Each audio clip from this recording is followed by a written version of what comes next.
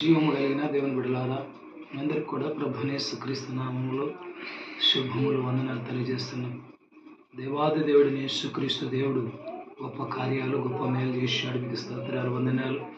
యేసుక్రీస్తు దేవుని సువార్త సేవలో సువార్త పరిచయలో ప్రభువైన యేసుక్రీస్తు దేవుడు స్వరత్వం ఇచ్చి సంపాదించిన కొత్త నిబంధన సంఘ సేవలో పరిచయలో యేసు ప్రభు సేవలో నేను వాడబడుతున్నానంటే ఆయన కృప, ఆయన దయ.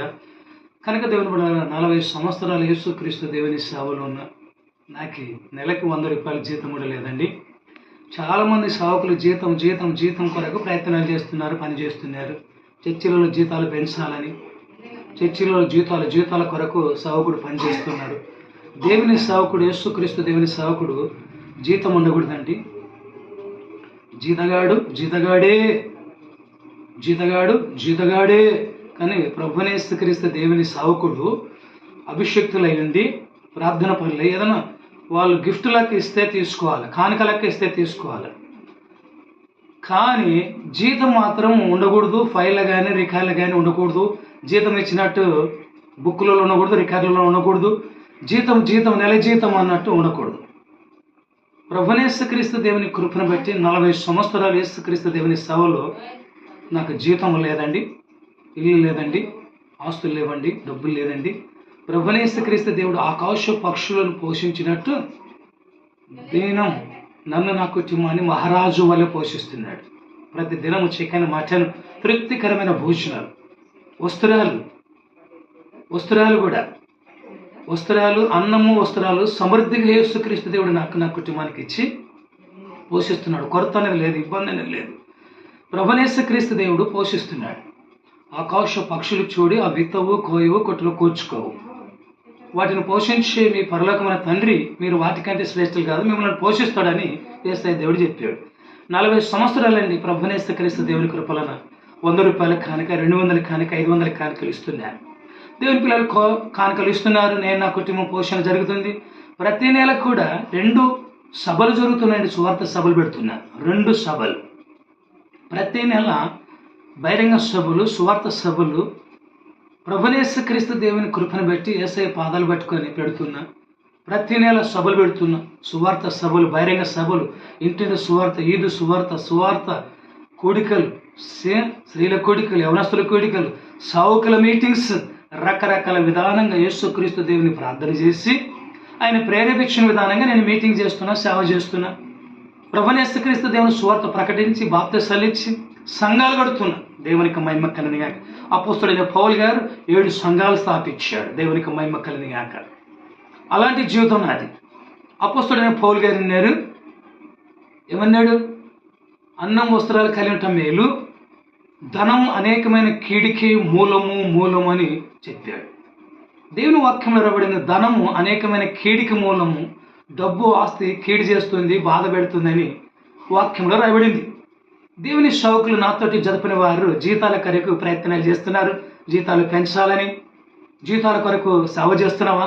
జీతగాడవేను చేయకూడదు. దేవుని సేవకునికి జీతం ఉండకూడదు. కసు ఊడుస్తానికి జీతం, కుర్చీలు వేస్తానికి జీతం, మైకి పెడతానికి జీతం, చర్చిలో వాచ్మెన్కి జీతం, అందరికి జీతాలను. కానీ దేవుని సేవకుని మాత్రం జీతం ఉండకూడదు.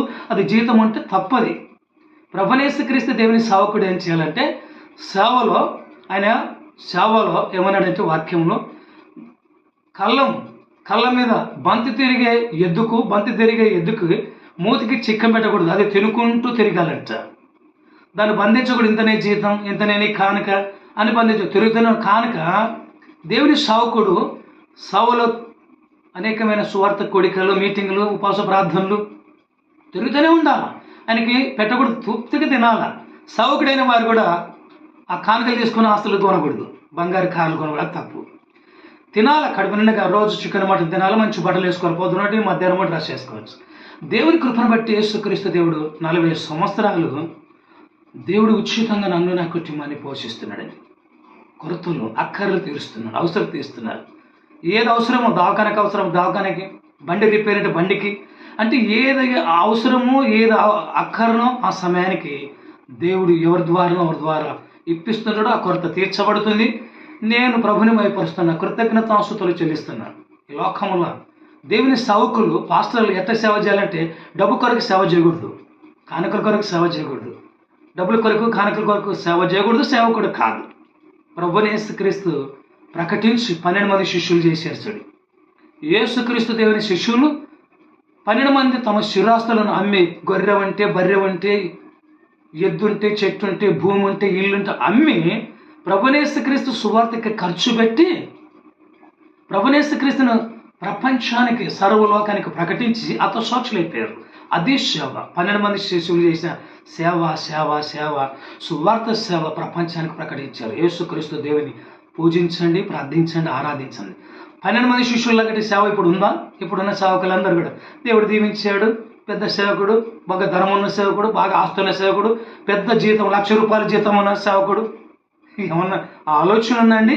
దేవుని సేవకులు 12 మంది శిష్యులు ఎలాంటి సేవ చేశారు, ఎలాంటి సువార్త ప్రకటించారు, ఎలాగ వాళ్ళు హతసాక్షులైపోయారు, ప్రభుకి సాక్షిగా బతికారు. దేవునికి మహిమకలు. పాపాలు చేయలేదు, నేరాలు చేయలేదు, దొంగతనాలు చేయలేదు, డబ్బులు దోసుకోలేదు, మోసం చేయలేదు. 12 మంది శిష్యులు ప్రభువుని యేసుక్రీస్తుకి వాళ్ళకి కలిగిన ఆస్తులు ఉంటే అమ్మారు. గొర్రె బర్రె చెట్టు భూమి ఇల్లు వాకిలి బంగారు అంతా అమ్మి ప్రభువుని యేసుక్రీస్తు దేవుని సువార్త ఖర్చు పెట్టారు.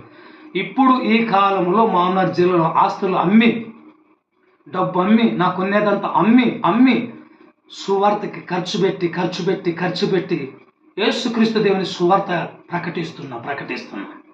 దేవునికి మహిమ కలగాక 10 మంది పేదలు పెళ్లిళ్ళు చేసినండి. 10 మంది ఆడపిల్లలవి పెళ్లి చేశాను. మా చర్చిల్ని 10 మంది పెళ్లిళ్ళు చేశాను.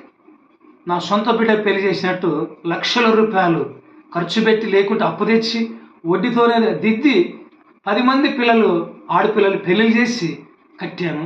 వివాహం అన్ని విషయంలో ఘనమైనదని బైబిల్ సెలవిస్తుంది. పెళ్లి చేస్తే పాస్టర్లు పెళ్లి కానికేవా? పెళ్లి చేస్తే 5,000 10,000 నేను బేరం ఆడుతున్నాడు. ఎంగేజ్మెంట్ చేస్తే పూలు పనులు చేస్తే బేరం ఆడుతున్నాడు పాస్టర్లు. ఏమైనా తెలివి ఉందా? పెళ్లి మనం చేయాలి. పెళ్లి వివాహం అన్ని విషయంలో ఘనమైనది. సేవకుడి డబ్బు ఖర్చు పెట్టి సేవకుడే పెళ్లి చేయాల, కుటుంబాన్ని కట్టాలా, ప్రభుని కనపరచాలి. ఇది బైబిల్ సెలవిస్తుంది. పెళ్లిళ్ళ పేరు మీద కానుకలు తీసుకొని పెళ్లిళ్ళ పేరు చేసినామని కట్నాలు తీసుకొని సేవకులు అందరు కాదు, తెలివిలేని సేవకులు చేస్తున్నారు. తెలివిగలిగిన సేవకులు నా లెక్క ప్రకటిస్తున్నారు. 10 మంది కుటుంబాలు కట్టానండి. ఇంకా నా బిడ్డ నా కొడుకు పెళ్లికి రెడీగా ఉన్నారు. నా దగ్గర డబ్బులు లేవు, ఇల్లు లేదు, వాకిలు లేవు, ఆస్తులు లేవు, జీతం లేదు. జీతం అనేది లేనే లేదు. నెలకు ₹100 జీతం కూడా నాకు లేదు. ప్రభువుని యేసుక్రీస్తు దేవుడు మహారాజు వలె పోషిస్తున్నాడు. ఏమి కొరత లేదు, బట్టలు కొరత లేదు, ఆహారం కొరత లేదు. అన్ని రకాల ప్రభు నాకు పోషించి తీరుస్తున్నాడు అని సాక్ష్యం చెప్తున్నాను. భూమి మీద బతుకున్న పాస్టర్లారా, మారు మనసు పొందండి, లోకాశని విడిచిపెట్టండి, సుఖభోగాలను విడిచిపెట్టి ప్రభువుని యేసుక్రీస్తు శ్రమ పడండి. శ్రమపడి సువార్తను ప్రకటించమని బైబిల్ చెప్తుంది. శ్రమతో కూడిన సువార్త పని, సేవ పని.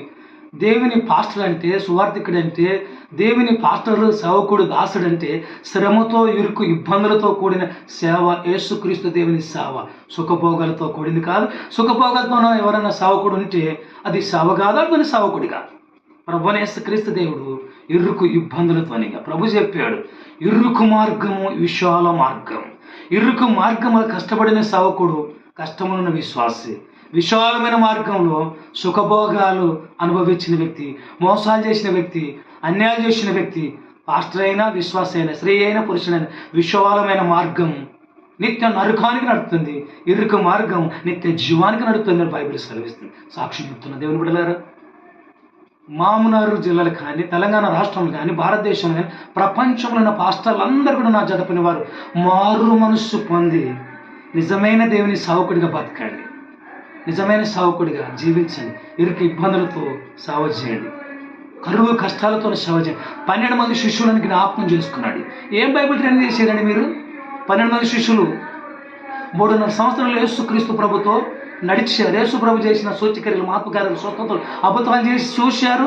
అదే ప్రజలకు బోధించారు. దేవునికి మహిమ కలుగును గాక. నీ ట్రైనింగ్ ఏంది? ఏ ట్రైనింగ్ చేస్తున్నావు? సుఖభోగాలదే, డబ్బు సంపాదించేది, ఆస్తులు సంపాదించే ట్రైనింగ్ కాదు.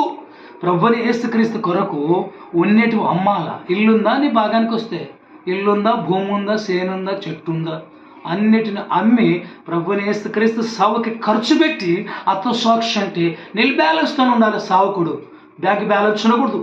అలాంటి సేవ చేసిన వారే నిజమైన సేవకుడు, యేసు ప్రభు శిష్యుడు. దేవునికి మహిమ కలుగును గాక. నా సాక్ష్యాన్ని ముగిస్తుంటున్నా.